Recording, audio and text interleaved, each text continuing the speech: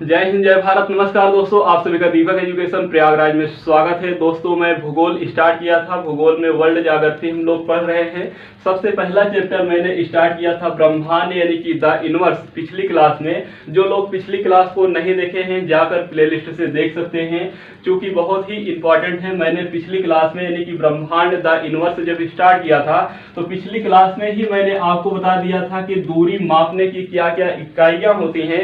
यानी कि ब्रह्मांड में वैसे तो आप इंच से नापते हैं, सेंटीमीटर से नापते हैं, किलोमीटर से नापते हैं, लेकिन ब्रह्मांड में कौन कौन सी इकाइयां से मापा जाता है ये मैंने आपको पिछली क्लास में बता दिया था। जैसे पारसेक हो गया, खगोलीय इकाई हो गया, प्रकाश वर्ष हो गया, तो इन सब के बारे में मैंने आपको डिटेल से पिछली क्लास में बता दिया था। उसके बाद मैंने आपको परिभाषा बताया था ब्रह्मांड की कि ब्रह्मांड क्या है यानी कि द यूनिवर्स क्या है और किसे कहा कहते हैं, इसकी परिभाषा मैंने आपको क्लियर किया था। उसके बाद मैंने आपको संकल्पना पढ़ाया था, यानी कि जब संकल्पना सिद्ध हो जाता है तो उसी को क्या कहते हैं, सिद्धांत कहते हैं। तो मैंने आपको सिद्धांत और संकल्पना पिछली क्लास में बहुत ही बेहद खूबसूरत और बहुत ही अच्छे ढंग से तरीके से समझाया था कि संकल्पना कौन कौन सी दी गई थी।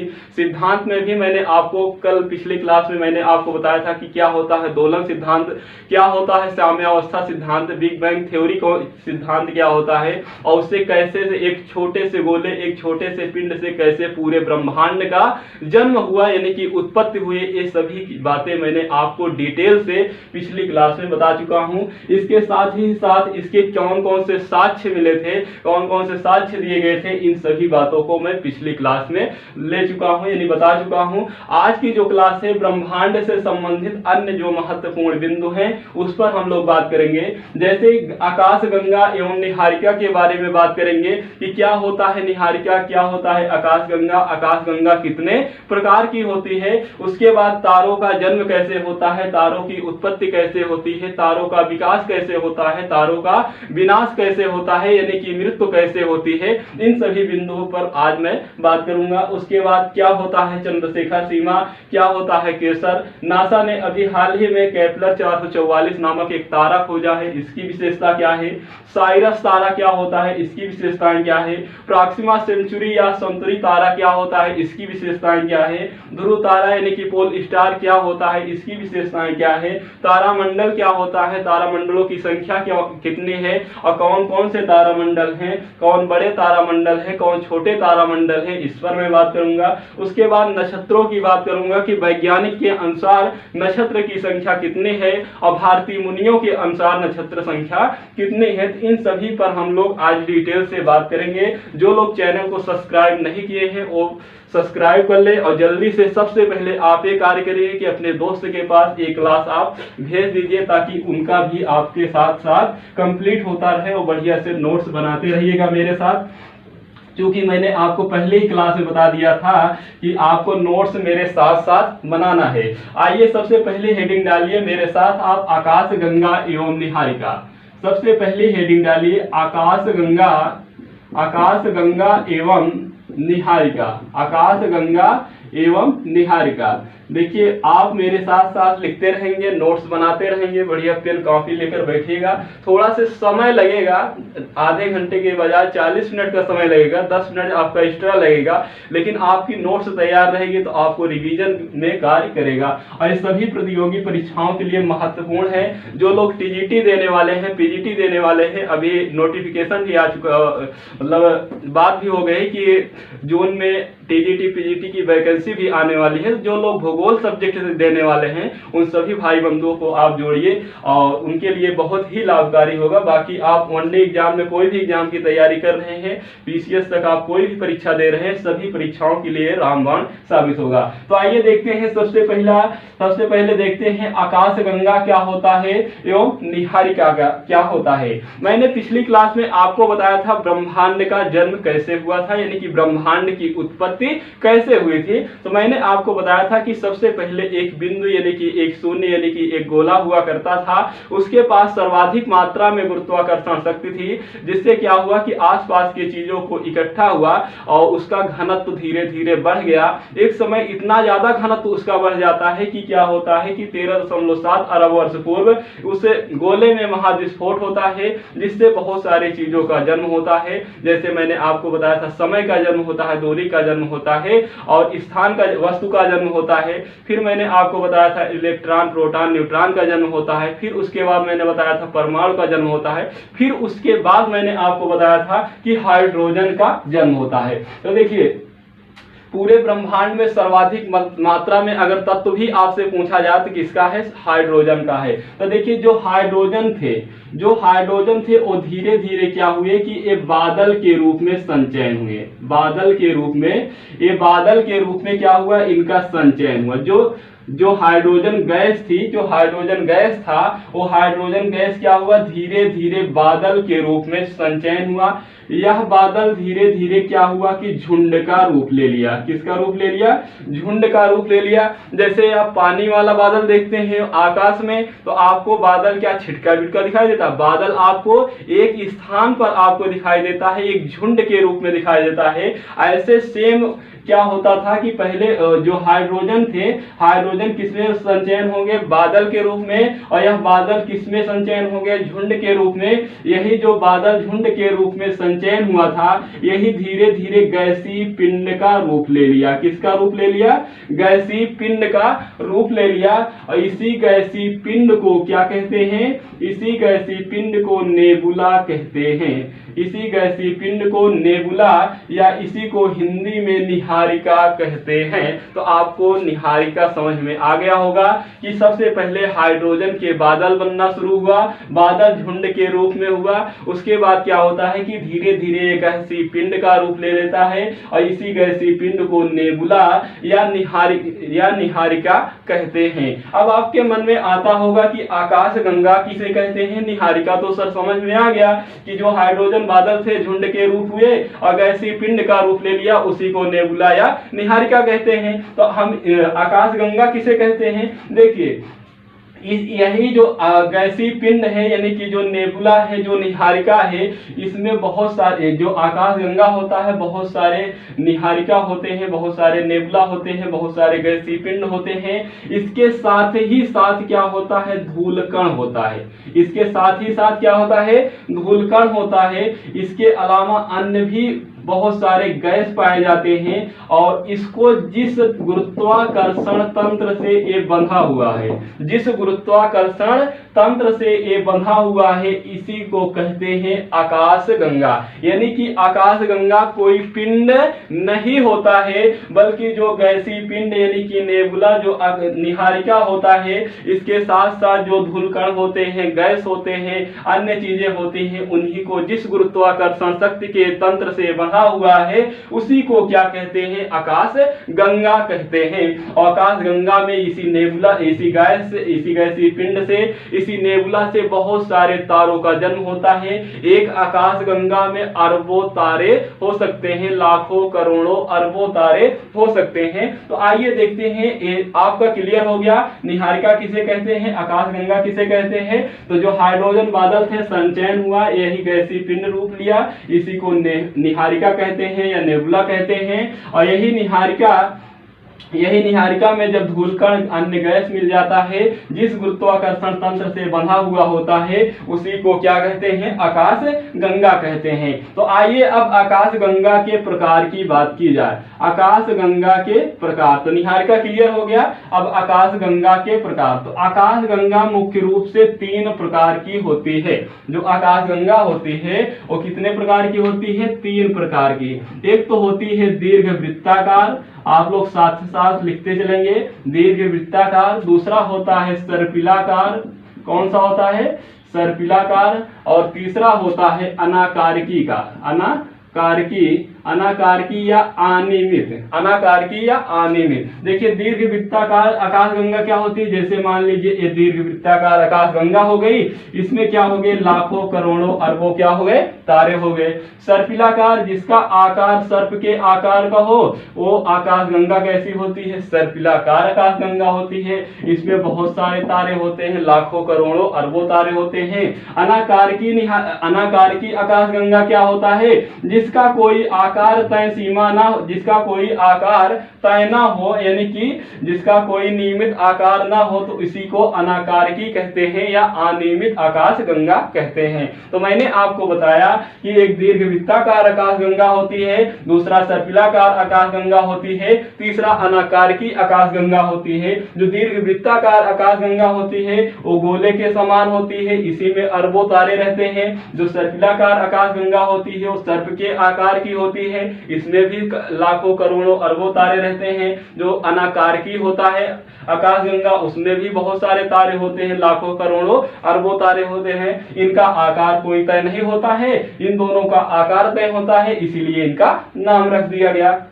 अब आपसे एग्जाम में पूछा ये जाएगा कि भैया ये बताइए जो सौर मंडल है अपना, वो किस प्रकार की आकाशगंगा में है, यानी कि जो सूर्य है हमारा, ग्रह है, सौर मंडल है पूरा, वो दीर्घवृत्ताकार आकाशगंगा में है कि सर्पिलाकार आकाशगंगा में है कि अनाकारकी आकाशगंगा में है। तो आपका आंसर आसानी से लग जाना चाहिए कि सर्पिलाकार आकाशगंगा में है, वो भी आकाशगंगा की दूसरी भुजा में है। किसमें है, दूसरी भुजा में है, इसे आपको याद रखना है। तो आकाशगंगा अपनी जो है, यानी कि जो मंदाकिनी है, एरावत पथ है, उसके बारे में हम लोग बात करते हैं। अब तो देखिए आकाशगंगा के बारे में मैंने आपको बताया, आकाशगंगा के प्रकार मैंने बताया। अब हेडिंग डालेंगे आप सर्पिलाकार आकाशगंगा, सर्पिलाकार आकाशगंगा। सर्पिलाकार आकाशगंगा कहां से आया, ये तो क्लियर हो गया होगा। जब मैंने आकाशगंगा का प्रकार बताया तो उसी में 3 प्रकार से बताया, एक दीर्घवृत्ताकार, एक सर्पिलाकार, दूसरा तीसरा कौन सा, अनानियमित यानी कि अनाकारकी आकाशगंगा। तो जो अपनी सर्पिलाकार आकाशगंगा है, इसका कई नाम है, इसके क्या क्या है, कई नाम है। इसी को कहा जाता है मंदाकिनी, इसी को कहा जाता है मंदाकिनी, इसी को कहा जाता है मिल्की वे, मिल्की वे, इसी को कहा जाता है हिंदी में दुग्ध मेखला, दुग्ध मेखला के नाम से जाना जाता है। इसी को कहा जाता है एरावत पथ के, एरावत पथ के नाम से भी जाना जाता है। इसी को स्वर्ग की गंगा के नाम से जाना जाता है, स्वर्ग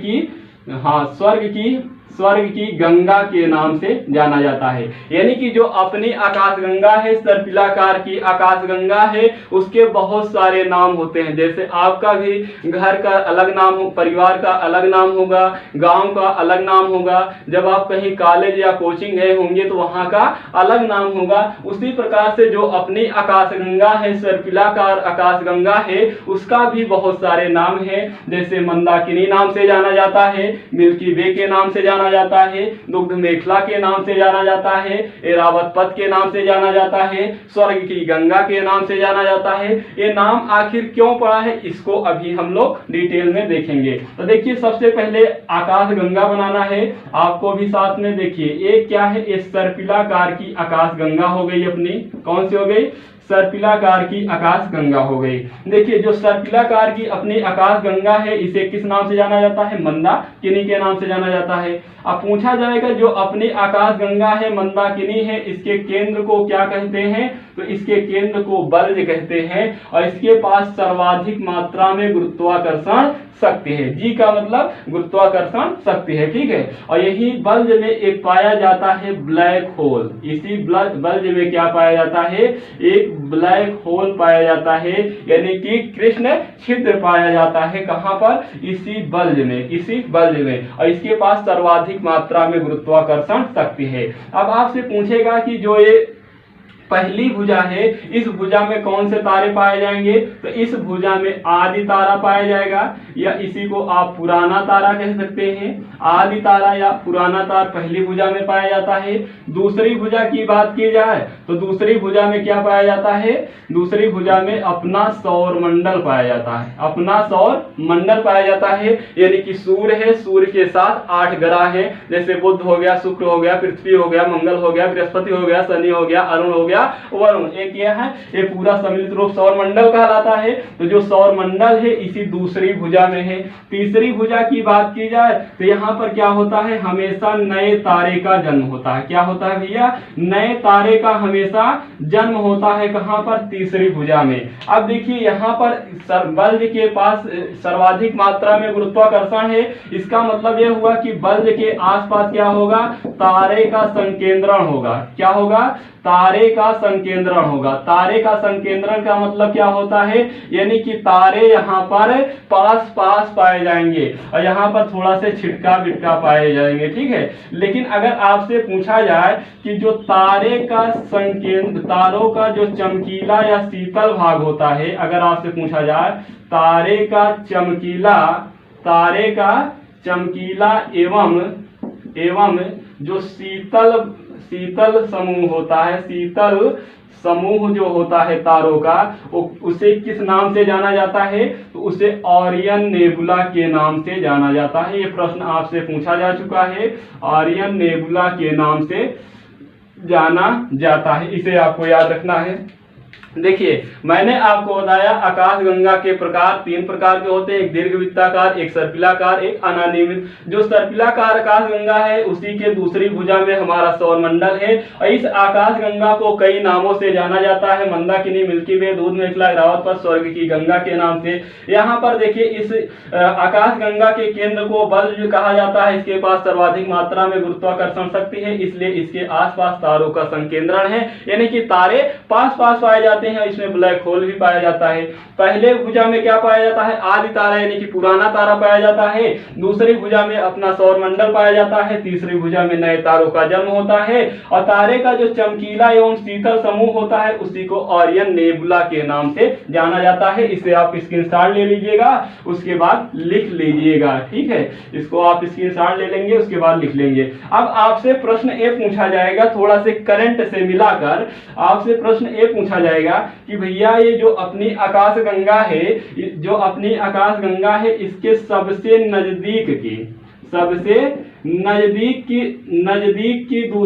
नजदीक की दूसरी कौन सी आकाशगंगा है, तो इसका नाम है एंड्रोमेडा। इसका नाम क्या है भैया, इसका नाम है एंड्रोमेडा। इसी को हिंदी में देवयानी कहते हैं। क्या कहते हैं, इसी को हिंदी में देवयानी कहते हैं।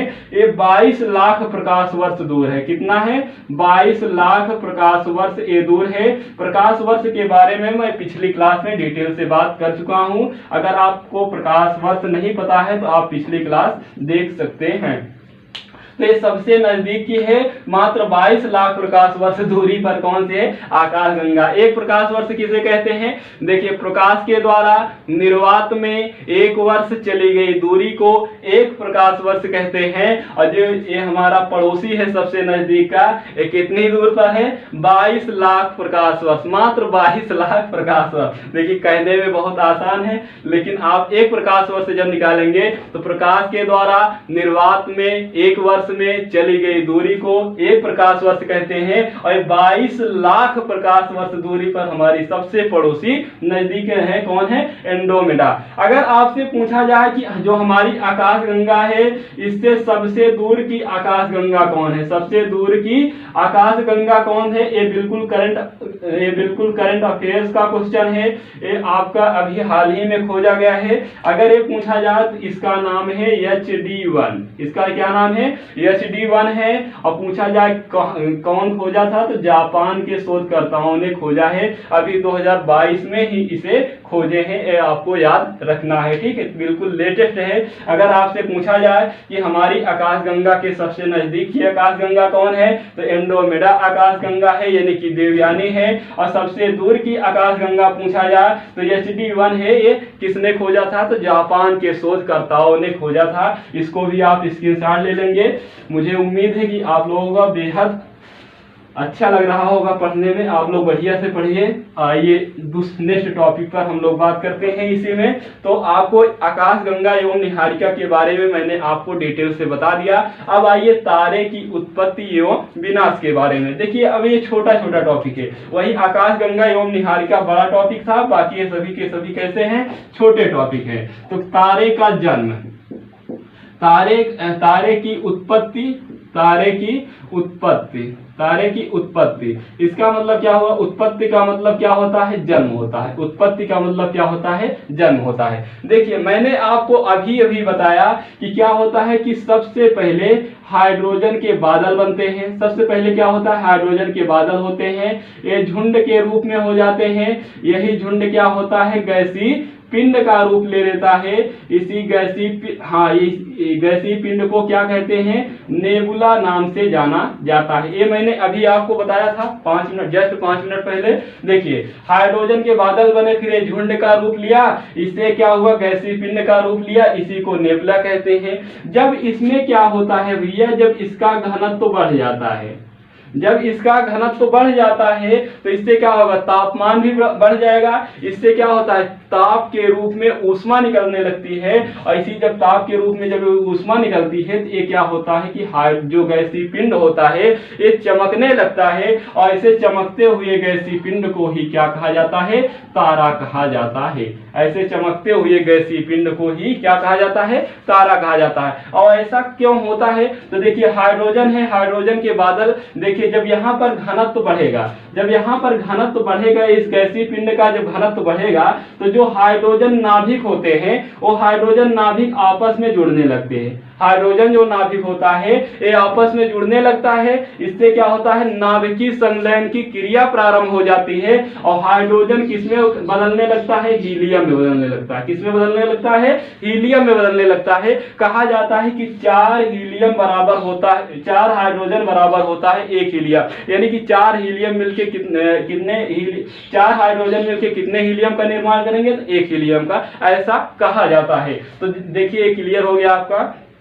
मैंने आपको बताया, आपको बिल्कुल सरल भाषा में याद रखना है कि हाइड्रोजन के सबसे पहले बादल बने, झुंड का रूप लिया, गैसीय पिंड बना। जब इस गैसीय पिंड का क्या होता है, घनत्व बढ़ जाता है तो जो हाइड्रोजन इसमें रहते हैं ये हाइड्रोजन नाभिक आपस में जुड़ने लगते हैं। इससे नाभिकीय संलयन की क्रिया प्रारंभ हो जाती है और जो हाइड्रोजन होता है हीलियम में बदलने लगता है। और हाइड्रोजन क्या होता है, हीलियम में बदलने लगता है। जब हाइड्रोजन हीलियम में बदलने लगता है तो इससे क्या निकलता है, इससे ताप निकलता है, ऊष्मा निकलता है। इसी ताप और ऊष्मा से क्या होता है, गैसीय पिंड चमकने लगता है और ऐसे ही चमकते हुए गैसीय पिंड को ही तारा कहते हैं। तो आपको तारा का मैंने जन्म बता दिया। ये यहाँ से यहाँ तक जो प्रक्रिया हो रही है इसी को तारा का विकास कहते हैं। इसी को क्या कहते हैं, तारा का विकास। यानी कि हाइड्रोजन का बादल में बदलना, फिर झुंड के रूप में, फिर गैसीय पिंड के रूप में, उसके बाद यहाँ पर घनत्व बढ़ेगा, फिर हाइड्रोजन नाभिक क्या होंगे, आपस में जुड़ेंगे, उसके बाद हाइड्रोजन हीलियम में कन्वर्ट होगा जिससे ताप निकलेगा, ऊष्मा निकलेगा और गैसीय पिंड चमकने लगेगा। और इसी को क्या कहेंगे, तारा कहेंगे। तो तारे का जन्म क्लियर हो गया। आप लोग ऐसे लिख भी लीजिएगा अपने से ही बनाकर, ठीक है। आप लोग इसको ऐसे नोट कर लीजिएगा, लिख लीजिएगा। अब आइए तारों का जन्म तो हो गया, अब तारों का विनाश, तारों का विनाश यानी कि तारों का विनाश, इसका मतलब क्या हुआ, तारों की मृत्यु। तो देखिए तारों की मृत्यु कैसे होती है, जब ये जो हाइड्रोजन होता है ये किसमें कन्वर्ट हो रहा है, हीलियम में। मान लीजिए एक कोई तारा है, इसका जितना हाइड्रोजन था ये सभी के सभी किसमें भैया बदल गया, हीलियम में बदल गया। जितना हाइड्रोजन इस तारे का था उसका सभी का सभी हाइड्रोजन क्या हुआ, हीलियम में बदल गया। जब सभी का सभी हाइड्रोजन हीलियम में बदल जाएगा, यही हाइड्रोजन ही इसका क्या है, ईंधन है, इसका भोजन है। जब तक ये हाइड्रोजन नाभिक आपस में जुड़ते रहेंगे, नाभिकीय संलयन की क्रिया प्रारंभ रहेगी और ताप निकलता रहेगा। उसी ताप से ही क्या होता है, गैसीय पिंड चमकता रहता है। जब ये हाइड्रोजन रहेगा ही नहीं तो क्या चमकेगा, जब नहीं चमकेगा तो उसी को कहते हैं तारा को क्या हो गई है, मृत्यु हो गई है। तारे की क्या हो गई है, मृत्यु हो गई है। तो देखिए इसको समझिए। एक थे सुब्रमण्यम चंद्रशेखर साहब, कौन थे, सुब्रमण्यम चंद्रशेखर साहब थे। सुब्रमण्यम चंद्रशेखर साहब थे, चंद्रशेखर सुब्रमण्यम चंद्रशेखर साहब थे। इन्होंने बताया कि जो तारे होते हैं 3 प्रकार के होते हैं। तारे जो होते हैं ये 3 प्रकार के होते हैं, उसी को चंद्रशेखर सीमा भी कहते हैं, उसे अभी आगे बताएंगे। जो तारे होते हैं 3 प्रकार के होते हैं, एक छोटा तारा होता है, एक मझला तारा होता है, एक बड़ा तारा होता है। देखिए भारत में आप कोई भी चीज देखेंगे, जैसे आप ट्रेन पर यात्रा करते हैं तो एक लोअर सीट होती है, एक मिडिल सीट होती है, एक अपर सीट होती है। आप समाज में देखेंगे तो एक अमीर होता है व्यक्ति, एक गरीब होता है, एक मीडियम वाला व्यक्ति होता है। तो भारत में कोई भी चीज होती है उसको कितने भागों में विभाजित किया जाता है? 3 भागों में। वैसे ही सुब्रमण्यम चंद्रशेखर साहब जी ने बताया कि जो तारे हैं ये 3 प्रकार के होते हैं। जो तारे हैं ये कितने प्रकार के होते हैं भैया? 3 प्रकार के होते हैं। और इनके मरने की, जो ये तारे मरते हैं इनके पीछे 2 चीजें जिम्मेदार हैं। तो कौन कौन सी 2 चीजें जिम्मेदार हैं? तारे के मरने का कारण क्या क्या है अगर आपसे पूछा जाए तो 2 चीजें हैं। पहला चीज तो ये है नाभिकीय ईंधन का समाप्त होना, नाभिकीय ईंधन का समाप्त होना, नाभिकीय ईंधन का समाप्त होना। और दूसरा कारण है कि गुरुत्वाकर्षण शक्ति। कौन है? गुरुत्वाकर्षण शक्ति, गुरुत्वाकर्षण शक्ति का कम या अधिक होना, कम या अधिक होना। ये किसने बताया? सुब्रमण्यम चंद्रशेखर जी बताया कि कोई तारा है अगर ये मरता है तो इसका विनाश होता है, इसकी मृत्यु होती है, तो इसका 2 कारण हो सकता है। पहला नाभिकीय ईंधन का समाप्त होना, यानी कि हाइड्रोजन जितने थे सभी के सभी हीलियम में कन्वर्ट हो गए, नाभिकीय ईंधन इसका क्या हुआ? समाप्त हो गया। और दूसरा कारण है गुरुत्वाकर्षण शक्ति का कम या अधिक होना, यानी कि गुरुत्वाकर्षण शक्ति कभी क्या होता है? कम हो जाता है और कभी अधिक हो जाता है। इसी को क्या इन्होंने बताया? कारण बताया तारे के मरने का। और इन्होंने बताया कि तारे कितने प्रकार के होते हैं? तारे 3 प्रकार के होते हैं। आइए देखिए, पहला होता है छोटा तारा, छोटा तारा, और दूसरा होता है मझला या मध्य का तारा, मझला या मध्य का तारा, और तीसरा होता है बड़ा तारा। कौन होता है? बड़ा तारा। अब देखिए इन्होंने बताया कि जो ये छोटा तारा है, जो ये छोटा तारा है, जब इसका मृत्यु होती, जब इसका नाभिकीय ईंधन समाप्त होता है तो ये तेजी से घूमने लगता है। जब इसका नाभिकीय ईंधन समाप्त होता है तो ये क्या होता है? घूमने लगता है। सबसे पहले क्या होगा? नाभिकीय ईंधन समाप्त होगा, उसके बाद ये घूमने लगता है। और इसमें 2 कंडीशन बनती है। यदि गुरुत्वाकर्षण शक्ति कम हुई या तो गुरुत्वाकर्षण शक्ति अधिक हुई, 2 कंडीशन बनेगा। या तो गुरुत्वाकर्षण शक्ति कम होगा या तो गुरुत्वाकर्षण शक्ति अधिक होगा, या तो कम होगा या तो अधिक होगा। यदि गुरुत्वाकर्षण शक्ति कम है, यदि गुरुत्वाकर्षण शक्ति कम है किसी तारे का और नाभिकीय ईंधन समाप्त हो गया है, उसके बाद यदि गुरुत्वाकर्षण शक्ति उसका कम होता है तो क्या होगा? ये फैल जाएगा। जब कम होगा तो क्या हो जाएगा? ये फैल जाएगा। और जब ये फैल जाएगा तो क्या होगा? धीरे धीरे जब ठंडा हो जाएगा तो ये लाल रंग का दिखाई देने लगता है। किस रंग का दिखाई देने लगता है? लाल रंग का दिखाई देने लगता है। और लाल रंग का दिखाई देने लगता है। इसी को कहा जाता है रक्तदानव। इसी को क्या कहा जाता है? रक्तदानव कहा जाता है, या इसी को कहा जाता है रेड जाइंट। क्या कहा जाता है? रेड जाइंट्स कहा जाता है। इसे आपको याद रखना है, यही पूछा जाता है। देखिए दूसरा कंडीशन इन्होंने बताया, यदि छोटा तारा का गुरुत्वाकर्षण शक्ति, नाभिकीय ईंधन पहले समाप्त हुआ, उसके बाद गुरुत्वाकर्षण शक्ति अधिक हो जाती है, यानी कि बढ़ जाती है, तो ये क्या करेंगे? संकुचित हो जाएंगे। ये क्या करेंगे? संकुचित हो जाएंगे, यानी कि सिकुड़ जाएंगे। जब ये सिकुड़ जाएंगे तो क्या हो जाएंगे? इन्हीं को कहा जाता है श्वेतवामन। इन्हीं को क्या कहा जाता है? श्वेतवामन कहते हैं, या इसी को कहा जाता है व्हाइट ड्वार्फ। इसी को क्या कहते हैं? व्हाइट ड्वार्फ भी कहते हैं। ठीक, व्हाइट ड्वार्फ या श्वेतवामन कहते हैं। और जब ये श्वेतवामन ठंडा हो जाता है तो यही बदल जाता है काला वामन में। किसमें बदल जाता है? काला वामन में बदल जाता है। और श्वेतवामन को जीवाश्म तारा के नाम से भी जाना जाता है। तो देखिए मैंने आपको पहला बता दिया कि सुब्रमण्यम चंद्रशेखर जी के अनुसार अगर किसी छोटे तारा का नाभिकीय ईंधन समाप्त होता है तो गुरुत्वाकर्षण यदि शक्ति कम होती है तो यह तारा फैल जाता है, जिससे क्या होता है? लाल रंग का दिखाई देने लगता है। और रक्तदानों इसी को कहते हैं या रेड जाइंट कहते हैं। और जब इसकी गुरुत्वाकर्षण शक्ति अधिक हो जाएगा तो ये संकुचित हो जाएगा, यानी कि सिकुड़ जाएगा और ये श्वेत वामन यही कहलाता है या व्हाइट ड्वार्फ कहलाता है। और जब ये ठंडा हो जाता है तो इसी को काला वामन कहते हैं। और श्वेत वामन को जीवाश्म तारा भी कहते हैं, इसे आप नोट कर लीजिएगा। दूसरी कंडीशन इन्होंने बताया कि जो मध्य का तारा है, मंझला का तारा है, जब इसका नाभिकीय ईंधन समाप्त हो जाता है तो इसकी गुरुत्वाकर्षण शक्ति तेज हो जाती है और ये तेजी से घूमने लगता है। इससे क्या होता है कि जैसे ये तारा है, तारा का एक केंद्र हो गया, ये तारा की क्या हो गई, परिधि हो गई, ये तारा का परिधि हो गया। तो इसकी जो परिधि का जो भी द्रव्यमान होता है वो केंद्र में समाता हुआ चला जाता है। कहां पर?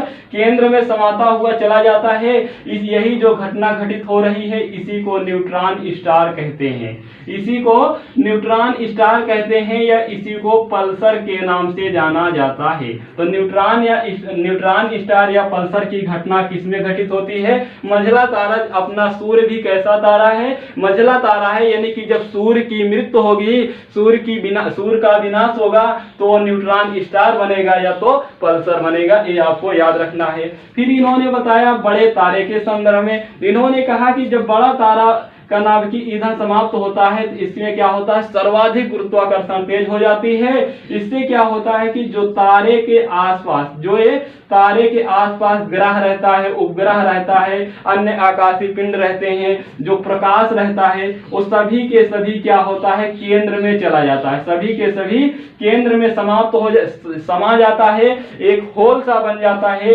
इसी को कहा जाता है ब्लैक होल। इसी को क्या कहा जाता है?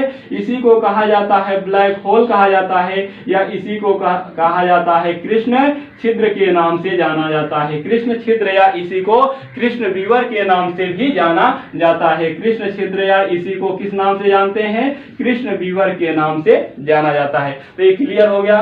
चंद्रशेखर साहब थे, जो सुब्रमण्यम चंद्रशेखर साहब थे, उन्होंने बताया कि जो तारे होते हैं इनके मरने के पीछे दो चीजें जिम्मेदार है। पहला तो नाभिकीय ईंधन का समाप्त होना, दूसरा गुरुत्वाकर्षण शक्ति का कम या अधिक होना। और इन्होंने बताया कि जो तारे होते हैं वो तीन प्रकार से मरते हैं। एक छोटा तारा होता है, एक मंझला तारा होता है, एक बड़ा तारा होता है।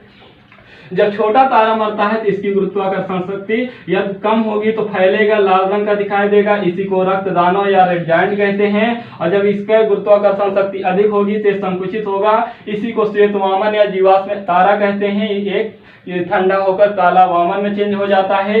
मंझला तारा का जब मृत्यु होती है तो ये ईंधन समाप्त होता है तो गुरुत्वाकर्षण शक्ति बढ़ जाती है, इसके परिध के सारा का सारा चीज बीच के केंद्र में चला समा जाता है। इसी घटना को न्यूट्रॉन स्टार या पल्सर कहते हैं। और जब बड़ा तारा मरता है तो इसके आसपास के जो परिध के आसपास जो चीजें बाहर रहती है वो भी सभी इसी में समा जाता है, यहाँ पर अंधेरा बन जाता है, इसीलिए इसे ब्लैक होल या कृष्ण छिद्र या कृष्ण विवर के नाम से जाना जाता है। मुझे उम्मीद है कि आप लोगों को समझ में आ गया होगा।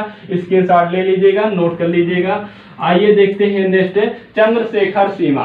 चंद्रशेखर सीमा एक क्लियर हो गया होगा। अब देखिए जो छोटा तारा है, बड़ा तारा है, क्लियर हो जाएगा। ठीक है, चंद्रशेखर सीमा क्या होता है मैंने आपको बता दिया।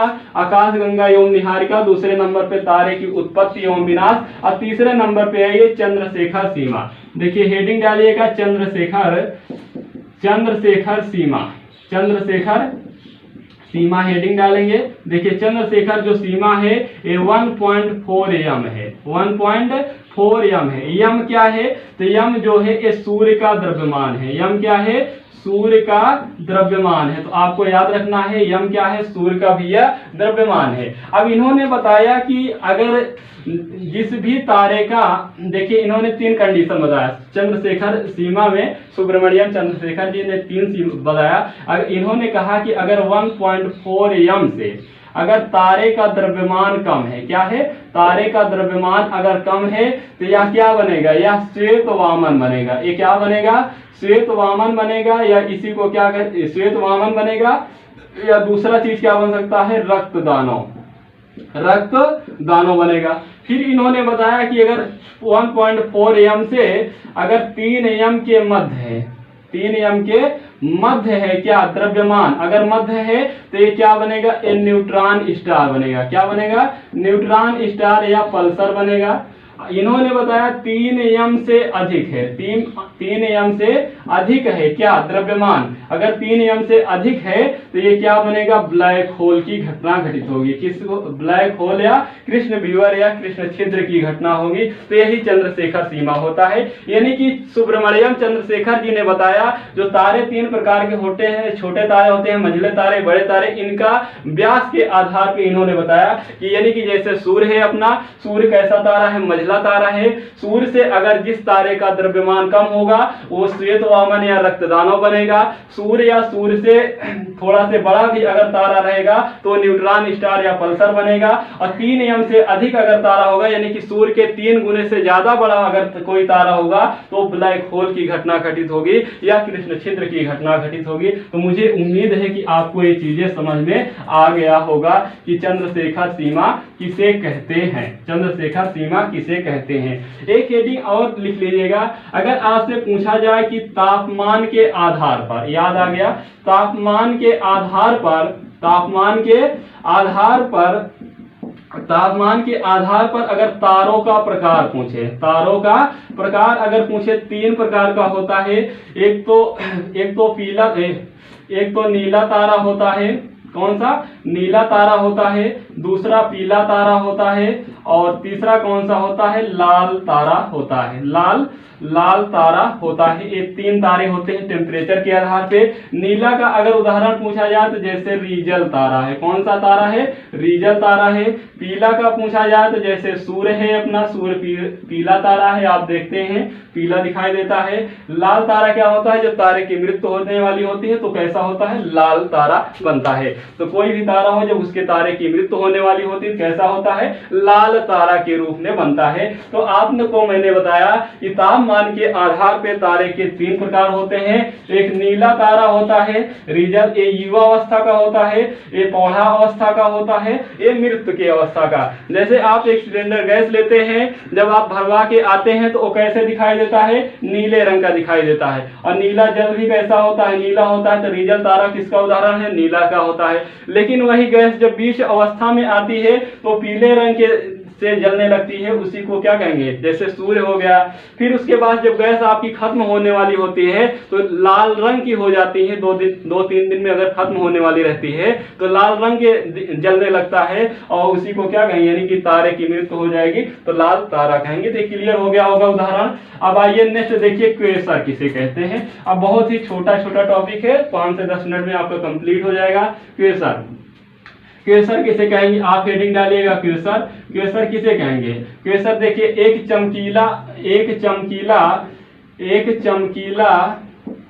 चमकीला खगोलीय पिंड है, एक चमकीला खगोलीय पिंड है, एक चमकीला खगोलीय पिंड है। आगे आप इसमें नोट कर लीजिएगा, यह एक चमकीला खगोलीय पिंड है जो सर्वाधिक मात्रा में ऊर्जा का उत्सर्जन करता है। तो इसी को क्या कहते हैं, क्वेसर कहते हैं। इसी को क्या कहते हैं, क्वेसर। यह एक खगोलीय पिंड है जो सर्वाधिक मात्रा में ऊर्जा का उत्सर्जन करता है, उसी को क्वेसर कहते हैं। अब आइए नासा, देखिए नासा एक एजेंसी है, कहाँ की है, अमेरिका की है। नासा ने एक तारा खोजा है, इसका नाम है केपलर 444। इसका क्या नाम है, केपलर 444। इसका कहना है कि अभी तक जितने भी तारे खोजे गए हैं उन तारों में सबसे पुराना तारा यही है। उन तारों में सबसे पुराना तारा कौन सा है, केपलर 444। तो इसे आपको याद रखना है, बिल्कुल करंट का अपडेट मैटर है। आपको ये किताबों में जल्दी से नहीं मिलेगा, आपको इसे याद रखना है, ठीक है। तो अगर आपसे पूछा जाए नासा के अनुसार सबसे पुराना तारा कौन सा है,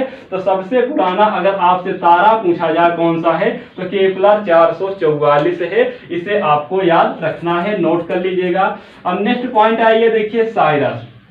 नेक्स्ट पॉइंट आइए साइरस। देखिए साइरस क्या होता है, साइरस क्या है, एक तारा है। साइरस एक क्या है, तारा है। इसी को डॉग स्टार के नाम से भी जाना जाता है। देखिए जो साइरस है सूर्य के द्रव्यमान से, सूर्य से 2 गुना इसका द्रव्यमान है। कितना गुना, 2 गुना इसका द्रव्यमान है। 2 गुना इसका द्रव्यमान है एवं 20 गुना चमक है। कितना? 20 गुना चमक, यानी कि जितना सूर्य चमकता है उससे ज्यादा कितना? 20 गुना इससे ज्यादा चमक किसकी है? साइरस है। और सूर्य जितना बड़ा है इसका 2 गुना इसका द्रव्यमान किसका है? साइरस का ही है। इसे आपको याद रखना है। और रात्रि के समय सबसे चमकीला तारा है। सबसे चमकीला क्या है भैया? एक तारा है। तो आपको ये भी याद रखना है, अगर पूछा जाए कि जो सौरमंडल यानी पृथ्वी से देखने पर सबसे चमकीला तारा कौन सा है, तो सबसे चमकीला तारा कौन सा है? साइरस। अभी तक जितने तारे खोजे गए हैं उनमें सबसे चमकीला तारा साइरस है। इसका जो व्यास है ये सूर्य से 2 गुना है, यानी कि जिससे हम लोग प्रकाश किरणें अवशोषित कर देते हैं, सूर्य की किरणें लेते हैं, और सूर्य जो देखते हैं रोज सुबह से लेकर शाम तक, इसका 2 गुना इसका द्रव्यमान है और 20 गुना इससे ज्यादा चमकता है। सोचिए इतना ज्यादा चमक रहती है तब कितना ज्यादा गर्मी के मौसम में समस्या होती है। सोचिए पसीना आ गया सुबह पढ़ाते वक्त देखिए, और इसका 20 गुना ज्यादा चमक होगा तो वहां पर कितनी समस्याएं होंगी। देखिए रात्रि के समय सबसे चमकीला तारा। अब आप कहेंगे दिन में सर नहीं दिखाई देता क्या? दिन में ये भैया होता तो है, लेकिन हम लोगों को ये दिखाई नहीं देता। क्यों नहीं दिखाई देता? क्योंकि सूर्य हमारे नजदीक है और सूर्य की ही किरणें हमें दिखाई देती है, और रात में क्या होता है कि सूर्य ढल जाता है तो ये हमें दिखाई देने लगता है। प्रॉक्सिमा सेंचुरी हेडिंग डालेंगे। प्रॉक्सिमा सेंचुरी, या इसी को कहा जाता है संतोरी। क्या कहा जाता है? संतोरी। ये देखिए सबसे नजदीक का ये तारा सूर्य के बाद लिखिएगा, सूर्य के बाद दूसरा सबसे नजदीक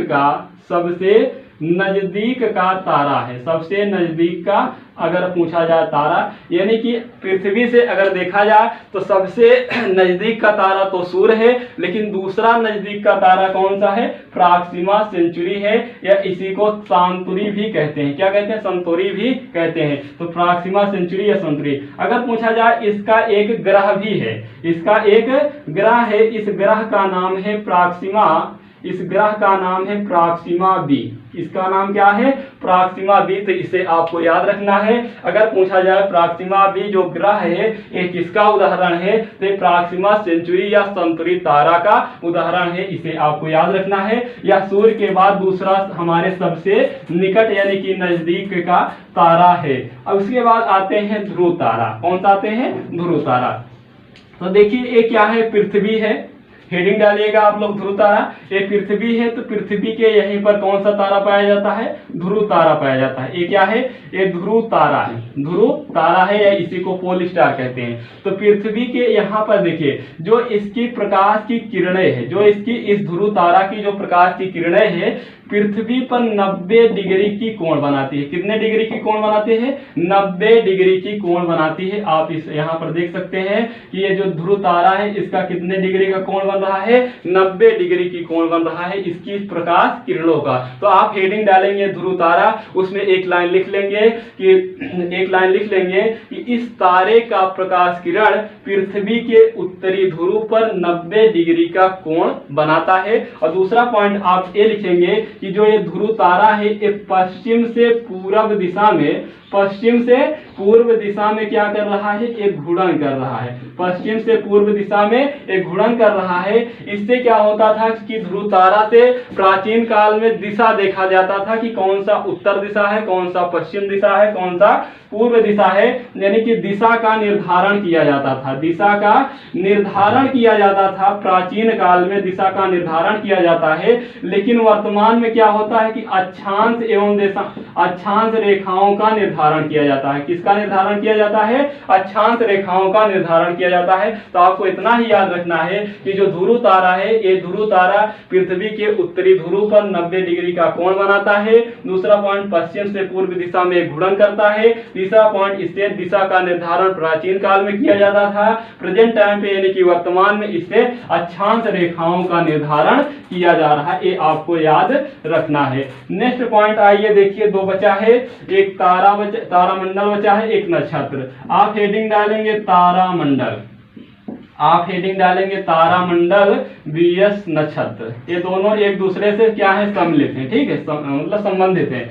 देखिए तारामंडल किसे कहेंगे, तारामंडल किसे कहेंगे, तारा का ऐसा समूह जो ऐसा है विशेष समूह, ऐसा है तारों का ऐसा विशेष समूह जो एक क्या बनाता हो, विशिष्ट आकृति बनाता हो, क्या बनाता हो, विशिष्ट आकृति बनाता हो, इसी को क्या कहेंगे, तारामंडल कहेंगे। अगर कुल तारामंडल की संख्या पूछा जाए तो 89 है, और इसका उदाहरण में अगर पूछा जाए तो जैसे हाइड्रा हो गया, सेंटोरस हो गया, हाइड्रा हो गया, सेंटोरस हो गया, इसके अलावा सप्त ऋषि हो गया, कौन सा हो गया, सप्त ऋषि हो गया, इसके अलावा मिडा हो गया। ये सब क्या है, तारामंडल के उदाहरण है। दूसरा क्या है, नक्षत्र। नक्षत्र किसे कहेंगे, यह भी तारों का एक विशेष समूह होता है, क्या होता है, तारों का विशेष समूह होता है, विशेष समूह होता है। और इसमें देखिए, इसमें नक्षत्रों की संख्या टोटल 27 और 28 बताई गई। ये 27 बताई गई है वैज्ञानिकों के अनुसार, यानी कि वैज्ञानिक के अनुसार पूछा जाएगा 27 आपको लगाना है आंसर। अगर आपसे पूछता है कि भारतीय मुनियों के अनुसार नक्षत्रों की संख्या कितनी है, तो टोटल 28 है। और 28वां जो नक्षत्र है अगर उसको पूछा जाए, 28वें नक्षत्र को क्या कहा जाता है, अभिजीत कहा जाता है। इसके अलावा अन्य उदाहरण में जैसे हस्त है, चित्रा है,